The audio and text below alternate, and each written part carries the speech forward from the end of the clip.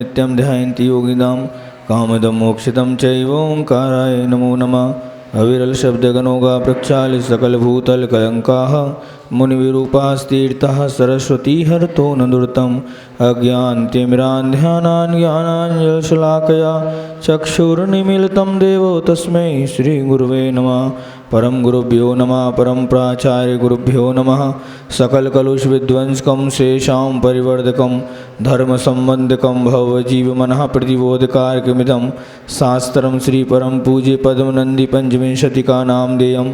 अस्य मूलग्रंथकर्तारा श्री सर्वज्ञदेवाः तदुत्तरगणकर्तारा श्री गणधरदेवाः प्रतिगणधरदेवाः तेषां वचनानुसार मासाद्य आचार्य प्रवर श्री पद्मनंदी स्वामी देव विरचितं मंगलम भगवान वीरो मंगलम गौतमो गणी मंगलम कुंद कुंदाद्यो जैन धर्मोस्तु मंगलम सर्वमंगलमांगल्यम सर्वकल्याणकारकं प्रधानं सर्वधर्माणां जैनं जयतु शासनं कोटिशतं द्वादशैव कोट्यो लक्षाणि सीतेस्त्रधिकानि चैव पंचाशदष्टौ च सहस्रसंख्यामि तच्छुतं पंचपदं नमामि।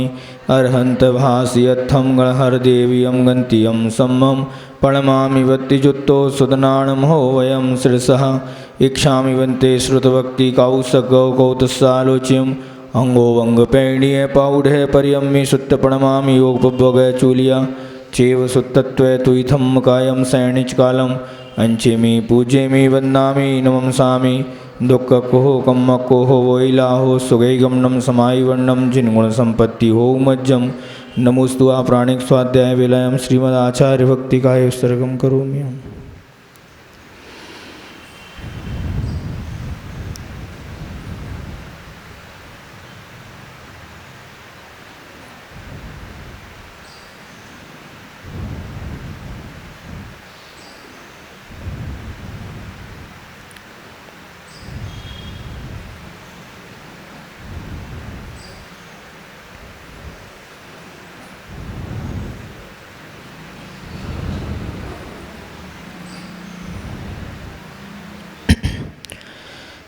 श्रुतजलधिपारकेभ्यः स्वपरमतिविभावना पटुमतिभ्यः सुचरितपोनिधिभ्यो नमो गुरुभ्यो गुणगुरुभ्यः। छत्तीसगुणसमग्रे पंचविहाचार्यकरणसन्दर्शे शिष्यानुग्रह कुशले धम्मायिर्ये सदा वन्दे गुरुभक्तिसंजमेणया तरन्त संसारसायरं घोरं छिन्नन्ति अट्टकं मम जन्मं मरणं न पावयन्ति। हे नित्यं व्रतबन्धु होमिनिरता ध्यानाग्निहोत्राकुला षट्कर्माविरतास्तपोधन्दना साधुक्रिया साधुवा शीलप्राभरणा गुणप्रहरणाश्चन्दार्गतेजोधिकाः मोक्षद्वारकपाटपाटनवटः प्रीणन्तु मां गुरुवः पान्तु नो नित्यं ज्ञानदर्शननायकाः चारित्राणो गंभीरा मोक्षमार्गोपदेशकः इक्षामि वन्ते आयुर्भक्ति कौसगौ कौतसालोच्यं सम्मणान् संवेदनसण सम्मचरयुक्ताणं पंचविहाचाराणम् ऐर्याणम् ऐरादिसुदनाणं वदेशयाणं वज्झायाणं तिरयणगुणपालरायणं सवसावणं सैनिचकालम् अंचेमि पूजेमि वन्दामि नमंसामि दुख को हो कम्म को हो वोइला हो सुगैगमनम समायिवर्णम जिनगुण संपत्ति हो मज्जम कायो सर्गाय तांगो जयति जिनपतिर्नाभिसूनुर्महात्मा मध्याह्ने अस्वभास्वा नुपरि परिगतो राजति स्मोग्रमूर्तिः चक्रम धर्मेन्द्रनाना मतिबौद्धौ दूरमौदस्य वात स्फुरसध्यान बन्ने रेवरुचिरतया प्रोदगतो विस्फुलिंगः। कुंडलपुर के बड़े बाबा मूलनायक श्री आदिनाथ भगवान की, संत शिरोमणि आचार्य भगवान गुरुदेव श्री विद्यासागर जी महाराज की, परम पूज्य आचार्य गुरुवर श्री समय सागर जी महाराज की, आचार्य पद्मनंदी जी महाराज की, 3 कम 9 करोड़ मुनिराजों की।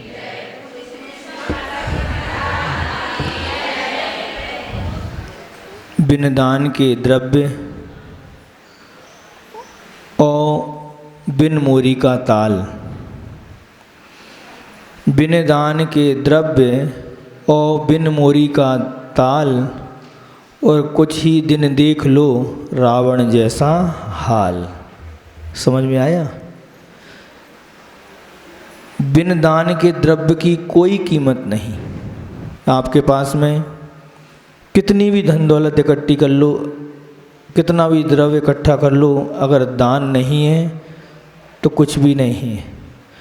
जिस प्रकार मोरी के बिना ताल, मोरी का मतलब जानते हो?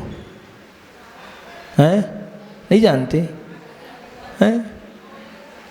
पानी की निकास को बोलते हैं ना, मोरी बोलते हैं कि नहीं बोलते? तो कहते हैं कुछ ही दिन देख लो रावण जैसा हाल। जिस प्रकार रावण की जो स्थिति हुई है उसी प्रकार व्यक्ति की स्थिति होती है।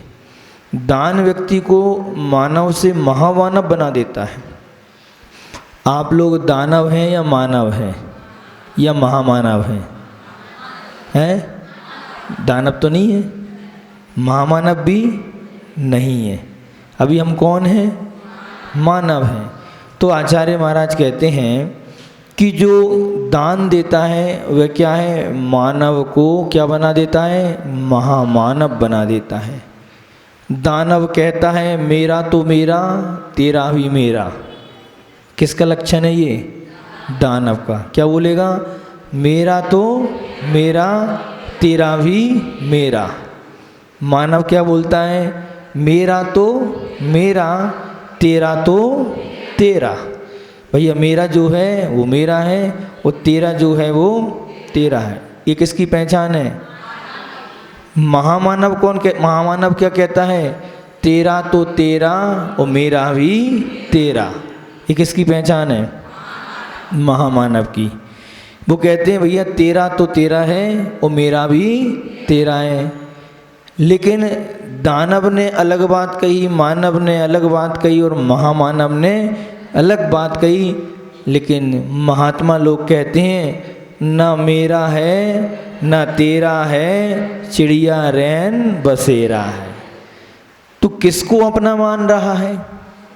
जिस पर के पीछे तू भाग रहा है, या वो पर तुम्हारा है? नहीं है। जिसको हम अपना मान रहे हैं वो अपना नहीं है, और जिसको हम अपना नहीं मान रहे हैं वो अपना है। अपना क्या है? निज, स्वयं अपना है। ये जितने भी संसार के भोग विलास हैं, संसार के जितनी धन दौलत हैं, ये क्या है? ये सब पर वस्तु हैं। और जो पर वस्तु होती है वह किसी की नहीं होती, और जो स्वयं वस्तु होती है उस स्वयं वस्तु को कोई चुरा कर नहीं ले जा सकता। पर वस्तु को तो चुरा कर ले जा सकता है और चोरी उसकी हो भी सकती है, लेकिन जो स्वयं है उस स्वयं को कोई चुराने वाला नहीं है। बहुत अच्छी बात एक जगह पढ़ी थी, कहा गया है कि दान नहीं देना चाहिए। दान जैसी निकृष्ट वस्तु देना ही नहीं चाहिए। समझ में आ रही है हमारी बात? नहीं देना चाहिए। आचार्य महाराज भी कहते हैं बिल्कुल नहीं देना चाहिए। कब तक तू दान देता रहेगा? फिर महाराज जी काहे को रोज दान के बारे में बोल रहे हो? हमको तो बड़ा अच्छा लगा, आपने आज हमारी बात कह दी। अब हम सबके घर में पतियों के पास जाएंगे। चिंता नहीं करो, डरो नहीं। तुम कह रहे थे कि हम 20 के बाद महाराज के पास जाएंगे। एक काम करो, अभी चलना शुरू करो। महाराज ने तो मना कर दिया, दान नहीं लेंगे। खुशी है कि नहीं है? पिठौरिया के यहाँ से तो बहुत खुश है महाराज। हम आओ तो मकान बन जाए वो बढ़िया। आप तुम्हारे हाथ धो के नहीं, नहा धो के पीछे पड़ गए। हम कह रहे हैं आपसे बिल्कुल नहीं, दान नहीं देना चाहिए। किसने कहा दान देना चाहिए? जिनवाणी में आगम में तो ये लिखा है कि बिल्कुल दान नहीं देना चाहिए। जिनवाणी में तो ये लिखा है जो तुमने पर वस्तु को अपना मान लिया है उस पर वस्तु का त्याग कर दो। दान तुम, पैसा तुम्हारा है क्या? धन तुम्हारा है क्या? किसने कहा दान देना चाहिए? नहीं देना चाहिए, बिल्कुल नहीं देना चाहिए। लेकिन जो पर वस्तु को तुमने संग्रह कर रखा है, जिसको तुम अपना मान रहे हो बस उसका त्याग करना है तुम्हारे लिए, दान नहीं देना तुम्हारे लिए। और अगर दूसरा है, अगर दान नहीं देना है तो सबसे अच्छा है मुनि महाराज बन जाओ, अपने अपने पतियों से बोल दो बिल्कुल नहीं। दान महाराज लोग दान देते हैं क्या? हमको दान लेते तो हैं लेकिन दान हम दे भी नहीं सकते। दान हम क्यों? क्योंकि जो चीज़ हमारी नहीं है हम उसको दान कैसे दे सकते हैं। बहुत सारे लोग बोलते हैं महाराज जी आपके कमरे में फलानी चीज़ बहुत अच्छी है, क्या करें? भैया हमारी थोड़ी ना है, ले जाओ। तुमको अगर अच्छी लग रही है, और हम तो कहते हैं महाराज जी के कमरे में जो चीज़ अच्छी लगे महाराज को छोड़ के हमें ले जाओ तुम। जो चीज़ अच्छी लगे, अगर अच्छा लगता है तो बिना पूछे भी अगर ले जाओगे तो चोरी का दोष नहीं लगेगा, पक्की बात लगेगा। क्यों? हमारी तो ही नहीं है, किसी जिसकी है अगर चाहो तो। इसलिए यहाँ पर आचार्य महाराज कहते हैं तुम जिसके कारण से तुम आर्तरोध ध्यान कर रहे हो, सही सही बताओ वो तुम्हारा है क्या? तो कह दिया है अगर नहीं है, वो जो तुम्हारे पास में है उसका दान कर दो। ये दान जो है व्यक्ति को मानव से महामानव की तरफ लेकर जाता है और आगे चके उसके लिए महात्मा और परमात्मा तक का उसके लिए स्थान प्राप्त होता है। इसलिए हमारे लिए हमेशा यही बात सोचना चाहिए कि कितना भी कुछ भी हो जाए, लेकिन हमारे लिए देखो दान देने का फल हम आपको बताते हैं। किसी नगर में एक सेठ के पास में अपार संपदा थी, बहुत धन था। जैसे खरई के पास में बहुत सारा अपार संपदाएं, बहुत सेठ लोग हैं यहाँ पर, बहुत धन था, बहुत धन था, लेकिन दान देने के भाव नहीं होते थे, निरा कंजूस था। एक दिन क्या हुआ, उनके घर में भोजन चल रहा था और वहाँ पर एक साधु सज्जन पुरुष वहाँ से निकला और उसने कहा ईश्वर आपका भला करे, अगर मेरे लिए कुछ मिल जाए तो। सेठ के बालक ने बात सुनी, वो भोजन की थाली को छोड़कर और अपने हिस्से का जो भोजन था बढ़िया संत महात्मा के लिए उसने पेट भरकर भोजन कराया। सेठ जी कहने लगे कि देखो ये मेरा बालक मेरी पूरी संपत्ति को लुटा रहा है, अरे क्या ज़रूरत थी इस भिखारी के लिए भोजन कराने की। भोजन करने के बाद उस महात्मा ने अपनी पोटली से एक लाल कलर का पत्थर निकालकर उस बेटे के लिए कहा कि बेटा ये लाल पत्थर, ये पत्थर तुम लो, इस पत्थर जब तक तुम्हारे पास रहेगा तुम्हारे पास में अपार संपदा रहेगी और तुम जीवन भर तक खूब दान दे सकते हो। जब सेठ जी ने ये बात सुनी तो सेठ जी का मन क्या हो गया, व्यथित हो गया। अरे काश मैं दान देता तो मेरे लिए भी लाल पत्थर मिल जाता। कंजूस व्यक्ति की यही पहचान होती है ना, जो स्वयं दान करता है और ना दान करने देता है। हम लोग दान करने की, चलो हम दान नहीं दे पाए कोई बात नहीं, लेकिन कम से कम हमको दान देने की अनुमोदना तो हमेशा करना चाहिए। दूसरे लोग अगर दान दे रहे हैं, हम भी आपसे कहते हैं जब भी अच्छे कार्य हो रहे हों, हम नहीं कर पा रहे हैं कोई बात नहीं, लेकिन अनुमोदना जरूर करना। अनुमोदना का भी तुमको उतना ही फल प्राप्त होगा, उतना ही फल प्राप्त होगा। जैन दर्शन में कृत कारित और अनुमोदना शब्द कहे गए हैं। हम लोग अगर गलत कार्य की अनुमोदना करते हैं तो हमारे लिए गलत का फल मिलेगा, और हम अगर अच्छे कार्य की अनुमोदना करते हैं तो हमारे लिए भी अच्छा कार्य होगा। इसलिए अनुमोदना तो जरूर करना चाहिए। इसलिए हमेशा ध्यान रखना चाहिए हमारे जीवन में कंजूसी प्रवृत्ति कभी नहीं होना चाहिए। एक बार ऐसा ही हुआ, एक व्यक्ति घर में उदास बैठा हुआ था और पत्नी ने पूछ लिया, कहते हैं पत्नी पूछे सूम से, सूम का मतलब सौम, पत्नी पूछे सूम से काहे बदन मलिन, पत्नी पूछे सूम से काहे बदन मलिन, क्या तेरा कुछ गिर गया या काहू का दीन। क्या बोल रही है? पत्नी पूछ रही है सोम नाम के व्यक्ति से। पत्नी पूछे सूम से, यानी तेरे लिए तुम सूम यानी सोम, तुम इन मदन बलीन करके क्यों बैठे हुए हो? क्या तुम्हारा कुछ गिर गया है या किसी को कुछ देना है? तो कंजूस व्यक्ति था, वो कहता है ना मेरा कुछ गिर गया। क्या बोला? ना मेरा कुछ गिर गया ना काहू को दीन। मेरा कुछ गिरा नहीं है और किसी को मुझको देना भी नहीं है। तो फिर क्या हो गया? तो क्या शब्द बोली? दे तन देखा और का, दे तन देखा और का तासों बदन मलीन।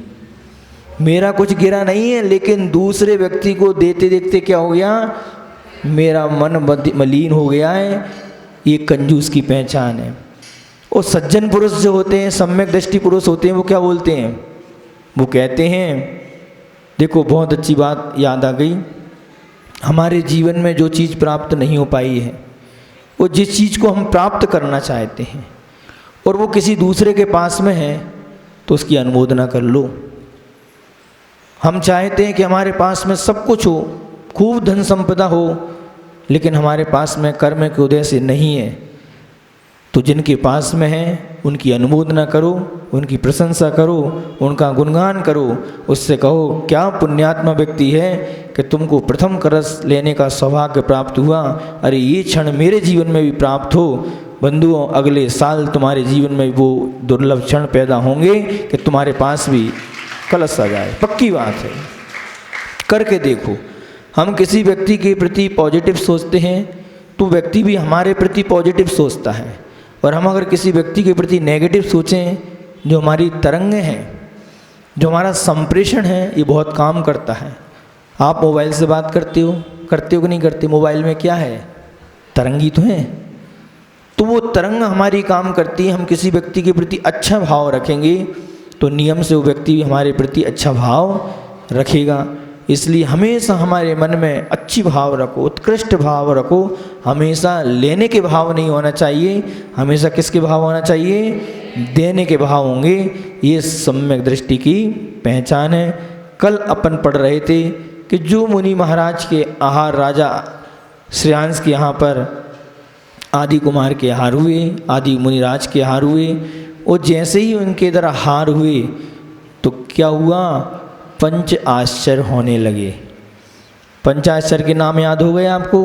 कौन कौन सी बोलो? रत्न वर्षा, दुंदुभी वादन, जय जय के शब्द, सुगंधित वायु का संचार और पुष्पों की वर्षा।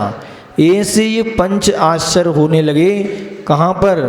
अब बताओ, मुनि महाराज चमत्कारिक हैं या श्रावक चमत्कारिक हैं? महाराज नहीं है, अपने आप को चमत्कारिक बोल रहे हैं। महाराज नहीं है क्या? नहीं। ध्यान रखना, श्रद्धा जो होती है, विश्वास जो होता है, समर्पण जो होता है, वह उस रबड़ की गेंद के समान होता है कि बॉल पर हम जितनी तेज तरीके से उसको फेंकेंगे, वह बॉल उतनी स्पीड में हमारे पास में वापस आती है। उसी प्रकार तुम्हारी जितनी श्रद्धा होगी, तुम्हारा जितना, बात नहीं करो, ओम शांति, तुम्हारा जितना समर्पण होगा, तुम्हारी जितनी श्रद्धा समर्पण होगा, तुम्हारे नमस्कार करने में जितनी शक्ति होगी, उस शक्ति के अनुसार आपको फल जरूर प्राप्त होगा। आज वर्तमान में चमत्कार क्यों नहीं हो रहे हैं? क्यों? क्योंकि हमारी भक्ति में कमी है। आज भी पंचम काल में ऐसा नहीं है कि चमत्कार और अतिशय नहीं हो सकती हों। मात्र एक कारण है कि हमारी भक्ति में कमी है, हमारे शक्ति में कमी है, हमारे समर्पण में कमी है, हमारी श्रद्धा में कमी है। महाराज जी क्या कमी है बताओ? आहार दे रहे हैं, क्लासों में आ रहे हैं, जो आप कह रहे हो वो तो कर रहे हैं, इससे कुछ होने वाला नहीं है। अरे समर्पण तो कैसा होना चाहिए? कैसा होना चाहिए? मीरा की तरह। किसकी तरह? मीरा की तरह, एक लब्ध की तरह ऐसा समर्पण होना चाहिए। और अगर ऐसा समर्पण किसी शिष्य का हो गया, किसी भक्त का हो गया, तो पंचम काल में भी बहुत बड़े बड़े अतिशय हो सकते हैं। राजा श्रेयांश के यहाँ पर रत्नों की वर्षा हो रही है, इसका पूरा का पूरा श्रेय वो आदिनाथ भगवान को नहीं जाता, वो श्रेय जाता है तो राजा श्रेयांश के पल्ले में जाता है। क्यों? क्योंकि रत्न की वर्षा जो होती है मुनि महाराज के कारण से नहीं होती, श्रावक के पुण्य से होती है, श्रावक के दान से होती है। अगर राजा मुनि महाराज में अगर अतिशय होता तो आदिनाथ भगवान ने एक के बाद भी और भी पारणा की होंगी, और भी तीर्थंकरों के आहार हुए। जरूरी तो नहीं है कि एक ही बार आहार हुए, और भी महापुरुषों के आहार हुए, तो रत्नों की वर्षा वहाँ क्यों नहीं हुई? किसी व्यक्तियों के यहाँ पर ही क्यों हुई? इसका मतलब क्या है? दाता के पात्र के कारण से नहीं, दाता का पुण्य पंचाश्चर्य करता है। रत्नों की एक बार ऐसा ही हुआ, एक महाराज जी आहार के लिए गए। अब वहाँ पर आहार करने के लिए गए तो बाजू वाले के घर में रत्नों की वर्षा हो गई। तो सामने वाले ने सोचा कि महाराज जी तो बहुत अतिशयकारी हैं, रत्नों की वर्षा हो जाती है, अच्छा तो है, अपन भी चौका लगाएंगे तो अपने घर भी रत्नों की वर्षा हो जाएगी। चौका लगा लिया उन्होंने। और जैसे ही चौका लगाया महाराज जी किस्मत से आ भी गए। अब आए, पाद प्रक्षालन कराया, पूजन कराई, महाराज जी आहार के लिए खड़े हुए, एक अंजलि जल देती है और भगवान ऊपर देखती, अभी तक गिरे ही नहीं। दूसरा देती, ऊपर देखती, अभी तक गिर ही नहीं रहे। अरे बाजू वाले के घर में तो पहली बार अंजलि में जल दिया और पंचाश्चर्य होने लगे। कारण क्या है? देते देते उसको ये होश भी नहीं रहा और महाराज जी के लिए अंजलि में खौलती हुई खीर दे दी उसने। जैसी महाराज जी की अंजलि में खौलती हुई खीर आई और महाराज जी का हाथ जला और महाराज जी की अंजलि छूटी और महाराज बैठ गए, अंतराय हो गया। तब भी उसको इतना दुख नहीं हुआ। वो क्या बोलती है, महाराज थोड़ी देर और खड़े होते रत्न बरसने ही वाले थे। उसके मन में अभी भी ये था कि महाराज जी के पुण्य से रत्नों की वर्षा होती है, बंधुओं नहीं होती। महाराज में चमत्कार नहीं होता, भगवान में चमत्कार एक नहीं होता। चमत्कार एक होता है श्रावक का, भक्त का, जिसकी उसकी श्रद्धा और समर्पण। तुम्हारे अंदर चमत्कार है। चंद्रप्रभु भगवान में चमत्कार नहीं था, समंतभद्र महाराज की साधना में चमत्कार था। समंतभद्र महाराज ने जिस सम्यक दृष्टि का मस्तक है, ध्यान रखना, सम्यक दृष्टि का मस्तक किसी के सामने झुकता नहीं है, और अगर किसी के सामने झुक जाए तो वहाँ से परमात्मा को प्रकट कर देता है। ये सम्यक दृष्टि के मस्तक में इतना अतिशय होता है। आज बताओ हमारे मस्तक में इतना अतिशय है क्या? जब हमारे जीवन में थोड़ा सा विकल्प आता है, हमारे जीवन में थोड़े से कष्ट आते हैं, ना जाने हम लोग कहाँ कहाँ अगरबत्ती लगाने के लिए चले जाते हैं, कहाँ कहाँ ढोक देने के लिए चले जाते हैं।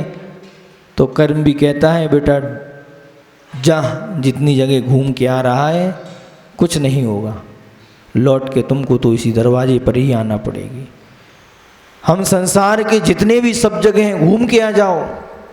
एक सही दुकानदार हमेशा ये कहता है, भैया मेरा माल तो फिक्स है, 1 रुपया कम नहीं करूँगा, लेना हो तो लो, नहीं तो बाहर जाओ, घूम के आ जाओ। और हम लोग 10, 20, 25, 50 दुकानों में घूम घाम के कहाँ जाते हैं? लौट के बुद्धू घर को आए। कहते हैं हमको अच्छा माल चाहिए, क्वालिटी वाला माल चाहिए, हमारे लिए 3rd क्लास का माल नहीं चाहिए, हमारे लिए नीलाम वाला माल नहीं चाहिए, अच्छा माल चाहिए। और अगर अच्छा माल चाहिए तो अच्छी दुकानदार पे जाना पड़ेगी। और एक अच्छे ग्राहक की सही पहचान होती है कि वो अच्छे ग्राहक दुकानदार की पहचान करे। अभी हमको अच्छी दुकान की पहचान है ही नहीं है। हम तो ये सोचते हैं कि एक के साथ में 3 फ्री में मिल जाए, एक साबुन के साथ में 3 साबुन फ्री मिल जाए। हम तो वो माल लेना चाहते हैं। चाहते को नहीं चाहते? सही बताओ। एक साड़ी के साथ में 2 साड़ी फ्री। फिर देखो हमारी कक्षा की सारी महिलाएं, महाराज कल पढ़ लेंगे, अभी तो वही 4 सवा 4 से 5 बजे का समय है और साड़ी का दुकान का समय वही है। उसके बाद दुकान बंद हो जाएगी। भाग जाओगे कि नहीं भाग जाओगे? बोलो, सब चली जाओगी। एक आध छोड़ दो, भगवान जाने कौन छूटेगी वो भी ना छूटे। होता है कि नहीं होता? अभी हमारे लिए सही देव की पहचान नहीं है, अभी हमारे लिए सही शास्त्र की पहचान नहीं है, और अभी हमारे लिए सच्चे गुरु की भी पहचान नहीं है। इस संसार में रहना हमारे लिए बता रहा है कि हमको सच्चे देव शास्त्र गुरु की पहचान नहीं है। और जिस दिन तुम्हारे लिए सच्चे देव शास्त्र गुरु की पहचान समझ में आ जाएगी बंधुओं, उस दिन तुम्हारा कल्याण हो जाएगा। अभी तक हमारा कल्याण नहीं हो रहा है क्योंकि अच्छी चीज़ों की हमारे लिए पहचान नहीं है। इसलिए हमारे लिए ध्यान रखना, जो पंचाश्चर्य जो होते हैं वो साधु के पुण्य से नहीं होते, साधु की साधना से भी नहीं होते, वो तो दाता के पुण्य से होते हैं। पंचाश्चर्य आप जैसा देंगे, आप जैसा बीज डालेंगे, वैसा ही आपको क्या मिलेगा? फसल प्राप्त होगी। आप दान अच्छा दोगे तो आपको भी अगले भाव में क्या मिलेगा? दान देने से मालूम है क्या होता है? भोग भूमि। उत्कृष्ट पात्र को दान देने से उत्तम भोग भूमि में जन्म होगा। मध्यम को दोगे तो आपके लिए मध्यम भोग भूमि में जाएंगे, और जघन्य को दोगे तो जघन्य भोग भूमि में जाओगे, और कुदेव कुशास्त्र को गुरु को दोगे तो कुभोग भूमि में जाओगे। अब आप विचार कर लो किसको दान देना है आपके लिए, और नियम से परंपरा से तुम्हारे लिए मुक्ति का कारण होगा। राजा श्रेयांश ने दान दिया, एक भव अवतारी, नियम से मोक्ष। इसलिए हमारे लिए विचार करना। आगे की कारिका को अपन पढ़ते हैं। प्राप्तेपि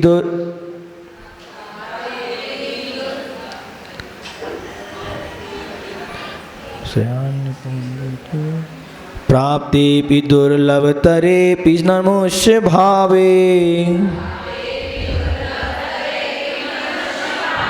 प्राप्तेपि दुर्लभतरेपि मनुष्य भावे, स्वप्नेन्द्र जाल दृशोऽपि जीवितादौ, स्वप्नेन्द्र जाल सदृशोऽपि जीवितादौ, ये लोभ कूप कुहरे पतिता प्रवक्षे,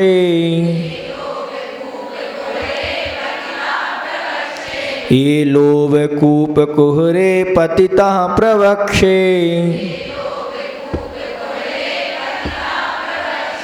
कारुण्यता खलु तदुद्धरणाय किंचित्, कारुण्यता खलु तदुद्धरणाय किंचित्। ये लोकः लोभ कूप कुहरे बिले पतितः क्व सति दुर्लभतरे मनुष्य भावे प्राप्ते सति, हीयतः स्वप्नेन्द्र जाल सदृशे जीवितादौ प्राप्ते सति, ये लोभ बिले पतितः खलु निश्चितं तद्दृणाय तेषां जीवानाम् उद्धरणाय कारुण्यतः दयात्, किंचित प्रवक्षे किंचित दानोपदेशम कथयामि। आचार्य महाराज कहते हैं कि जो मनुष्य पर्याय अतिशय दुर्लभ है। कितनी दुर्लभ है? अतिशय दुर्लभ है। कैसे प्राप्त हुई है मालूम है आपके लिए? आगम में कई वर्णन आए हैं कि अथाह समुद्र है और अथाह समुद्र की जल राशि है। एक तरफ पूरब में जो हल जोतने वाला, जिसको जुआरी बोलते हैं, हल को, उसकी जुगारी को पूर्व दिशा में फेंक दें, दूसरे के लिए पश्चिम दिशा में फेंक दें, और दोनों एक साथ मिल जाएं, और मिलने के बाद उस कील में वो डंडा फंस जाए, उस दुर्लभता के साथ में वो मिलना तो फिर भी सरल है, चलो। आचार्य महाराज कहते हैं लेकिन मनुष्य पर्याय एक बार छूटने के बाद मिल जाए बहुत मुश्किल है। उसके बावजूद भी अगर मनुष्य पर्याय हमारे लिए मिल चुकी है और अगर इस मनुष्य पर्याय का हमने उपयोग नहीं किया तो कह दिया इस संसार में हमसे अभागा व्यक्ति कोई हो नहीं सकता कि चिंतामणि रत्न के समान कोई वस्तु हमको प्राप्त हो गई है, हम कांच के टुकड़ों में मस्त हैं। बताओ आज तुम्हारे पास में क्या है? ये रत्न है तुम्हारे पास में, अमूल्य रत्न है तुम्हारे पास में। हम इस रत्न को ना पहचानते हुए कंकर और पत्थरों से खेल रहे हैं और हम उसमें आनंद मना रहे हैं। बताओ हमसे बड़ा अभागा और हमसे बड़ा कोई मूर्ख होगा क्या? नहीं होगा। सदुपयोग कीजिए इसका। हम आरिका के व्रतों को स्वीकार नहीं कर पाए, कोई बात नहीं। अगर सामर्थ्य है, शक्ति है, पुण्य है, तो ये सब चीज़ों की हमारे लिए प्राप्ति होती है। फिर भी आचार्य महाराज कहते हैं अगर हमने दुर्लभ पर्याय को प्राप्त होने के बाद आरिका के व्रत प्राप्त नहीं किए, कोई बात नहीं, तो कम से कम गृहस्थ का रूप, गृहस्थ के साथ में हम सदगृहस्थ बन के तो घर में रह सकते हैं। जैन धर्म के दो पहिया, एक कह दिया है श्रमण धर्म और दूसरा कहा है श्रावक धर्म, यानी कि श्रावक को भी धर्म की कोटि में ले लिया है। आप लोग भी कौन हो? श्रावक धर्म। अगर श्रावक अपने नियमित षट आवश्यकों का पालन करता है तो आप भी बहुत बड़ा कार्य करते हो और नियम से, परंपरा से तुम्हारे लिए मुक्ति निश्चित है। क्यों? क्योंकि तुम श्रावक धर्म का पालन करते हो। अगर जिस प्रकार रथ होता है और रथ में दो पाए होते हैं और दोनों पाए में से अगर एक पहिया टूट जाए तो रथ चल सकता है क्या? नहीं चल सकता। उसी प्रकार धर्म के दो पहिए हैं, एक श्रावक धर्म का और एक श्रमण धर्म का है। दोनों के बिना जैन धर्म का रथ चलने वाला नहीं है। इतनी दुर्लभता के साथ में आपको ये पर्याय प्राप्त हुई है और हम बहुत सुलभता के साथ में इसको क्या कर देते हैं? नष्ट कर देते हैं। एक बार पूज्य गुरुदेव ने कहा था कि अनंतों बार तो हमने असंयम के साथ में जन्म लिया है, असंख्यात बार, अनंतों बार हमने असंयम के साथ में जन्म लिया है। एक बार संयम के साथ में मरण कर कर देख लो, दुर्गति से बच जाओगे। जिन्होंने संयम को धारण कर लिया है, जिन्होंने दो प्रतिमाओं के व्रतों को स्वीकार कर लिया है, उनने रिजर्वेशन करा लिया कहाँ का? स्वर्ग का। अब नरक नहीं जाएगा, वो पक्का है, अब पक्का है। अभी तुम्हारी कोई गारंटी नहीं है कि तुम कहाँ जाओगे, लेकिन अगर तुमने दो प्रतिमाओं के व्रत ले लिए, प्रतिमाओं में कहीं कोई वो नहीं है, घबराने की आवश्यकता नहीं है, हुआ नहीं है प्रतिमा। प्रतिमा तो तुम्हारे लिए लगाम लगा रहे हैं कि जो हम पापों से बच रहे हैं। देखो दो प्रतिमाधारी कितने पापों से बच सकता है, विचार करो। तो आपने दो प्रतिमाओं का पालन कर लिया, घर गृहस्थी के कार्य करोगे कि नहीं करोगे? करना ही पड़ती है। झाड़ू लगाना है, पोंछा लगाना है, कपड़े धोना है, बर्तन मांजना है, करोगे कि नहीं करोगे? ऐसा नहीं है कि प्रतिमाधारी ये काम नहीं करेगा। प्रतिमाधारी का संकल्पी हिंसा का त्यागी रहेगा। संकल्पी हिंसा का तो श्रावक का भी त्याग होना चाहिए। लेकिन व्यापार करेगा कि नहीं करेगा? उद्योग करेगा कि नहीं करेगा? आरंभ करेगा कि नहीं करेगा? बस उसमें एक समीचीनता आ जाएगी। कौन सी समीचीनता? जो भी कार्य करेगा देख कर करेगा। अब देखो झाड़ू लगाते लगाते भी तुम असंख्यात गुणी कर्मों की निर्जरा कर सकते हो। कैसे महाराज? देख के, जीव ना मर जाए, बस यही तो करना है। झाड़ू लगाने के लिए मना थोड़ी क्या है। एक मुनि महाराज चल रहे हैं और अगर वो विधि पूर्वक चल रहे हैं, सम्यक पूर्वक चल रहे हैं, वो देखते हुए चल रहे हैं और कोई जीव अगर उनके पैर के नीचे आ भी जाता है तो उनको हत्या का दोष नहीं लगता। क्यों? क्योंकि वो प्रमाद अवस्था में नहीं है, देखते हुए चल रहे हैं, गलती से हो गया। और वही मुनि महाराज अगर यदवा तदवा देख रहे हैं वो इधर उधर दृष्टि के साथ में देख रहे हैं, जीव नहीं भी मर रहे हैं। जितने पग उनने रखे और जितने उनके तलवे रखे रहे हैं, उसमें जितने जीव हो सकते हैं उतने जीव की हत्या करने का पाप उन मुनि महाराज को लग रहा है। यही तो जैन दर्शन कहता है कि आपकी स्वतंत्रता में कोई छेड़छाड़ नहीं है। जैन दर्शन में कहा है कि जैन दर्शन में व्यक्ति पूर्ण स्वतंत्र है, फुल स्वतंत्रता की आज़ादी है, लेकिन जैन दर्शन कहता है हम स्वतंत्रता का अधिकार दे सकते हैं लेकिन स्वच्छंदता का अधिकार नहीं दे सकते। स्वतंत्रता में और स्वच्छंदता में बहुत अंतर है। आज व्यक्ति स्वतंत्र तो छोड़ो, स्वच्छंद होना चाहता है। हमको स्वच्छंद नहीं होना, हमारे लिए स्वतंत्र होना है। इसलिए हमारे लिए व्रत प्रतिमाओं से डरने की आवश्यकता नहीं है। भगवान जाने कौन की कितनी आयु है, और संयम के साथ में हमने पूरी आयु अगर निकाली।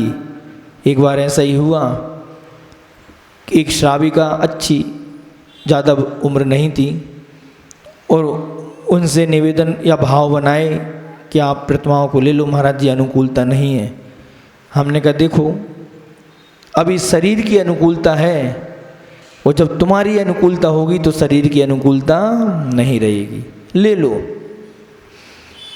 उन्होंने कहा जी महाराज जी अगर आपका आशीर्वाद है तो ले लेती हूँ। ले ली उन्होंने। बढ़िया 2 प्रतिमाओं के व्रत लिए। आगे बढ़ते बढ़ते 5 प्रतिमाओं के पूज्य गुरुदेव से व्रत लिए, और 5 प्रतिमाओं के व्रत लेने के बाद 1 साल के बाद में ऐसी असाध्य बीमारी से ग्रसित हुई, और 1 साल के अंदर क्या हो गई, कहाँ चली गई बताओ। आयु उनकी उतनी थी, और अगर प्रतिमाओं को स्वीकार नहीं करती तो असंयम के साथ मरती तो कहाँ जाती। संयम के साथ में मरण हुआ तो कहाँ चली गई, स्वर्ग गई। स्वर्ग का टिकट कटा लिया उन्हें, रिजर्वेशन पक्का है तुम्हारा। अब कोई वेटिंग वेटिंग का काम नहीं है। इन सब चीज़ों में, सांसारिक व्यवस्थाओं में तो वेटिंग हो सकती है, लेकिन एक बार आपने इस श्रावक के हमारे कर्तव्य हैं। तो आचार्य महाराज कहते हैं कि जो मनुष्य पर्याय जो अतिशय दुर्लभ प्राप्त हुई है, उसके प्राप्त हो जाने पर भी तथा जीवित आदि के स्वप्न और इंद्रजाल के सदस्य विनश्वर होने पर भी जो प्राणी लोभ रूपी अंधकार कुएं में पड़ा हुआ है, किस में पड़ा हुआ है, लोभ रूपी अंधकार कुएं में। जिस प्रकार किसी अंधे कुएं में, कोई अंधकार कुएं में कोई व्यक्ति गिर जाता है, वो निकलने के लिए उसके लिए कोई रास्ता नहीं होता, वैसा ही लोभी व्यक्ति होता है कि ऐसी इंद्रजाल सदृश। इंद्रजाल जानते हो क्या होता है, नहीं जानते? इंद्रजाल नहीं जानते क्या होता है? वो इंद्रधनुष जो होता है ना, पता नहीं पड़ता कब ने होता है, मालूम है आपके लिए?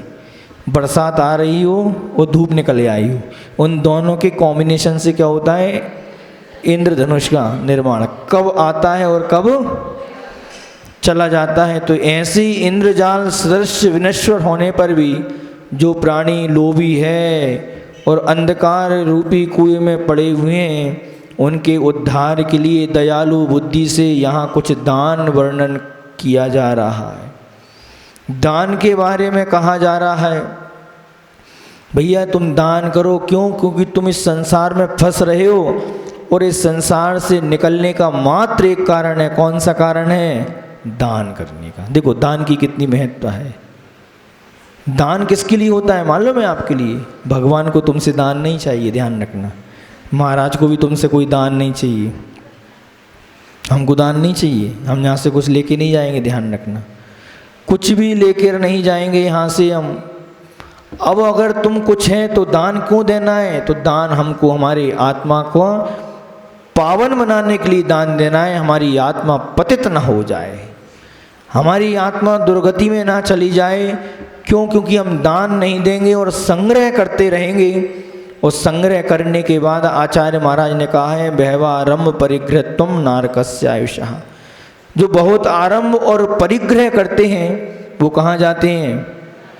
इसलिए कह दिया कुएं से पानी निकलता रहेगा तो कुएं का पानी कभी सड़ेगा, और कुएं का पानी अगर नहीं निकाला तो क्या होगा? सड़ जाएगा। तालाब का पानी उपयोग करने वाला होता है या नहीं होता बताओ? क्यों? क्योंकि तालाब का पानी एक स्थान पर संग्रहित होता है और नदी का पानी बहता रहता।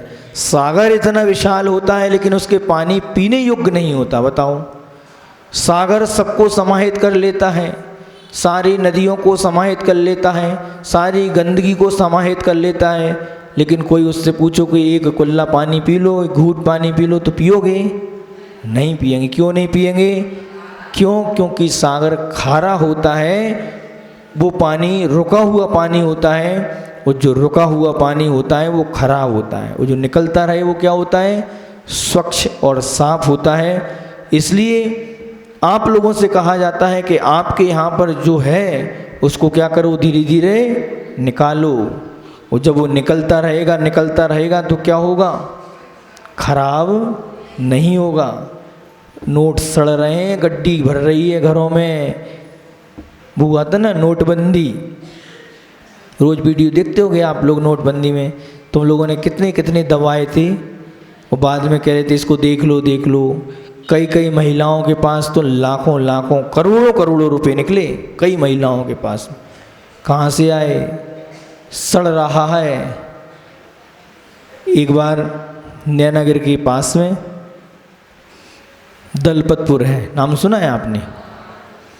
बहुत पुरानी घटना है। जब पूज्य गुरुदेव ने चातुर्मास किया था, कमेटी के सारे लोग ने कहा कि आचार्य जी ये सेठ जी हैं हमारे गांव के, दान नहीं करते, हम कहना चाहते हैं कि आचार्य जी एक मूर्ति विराजमान कर लें ये।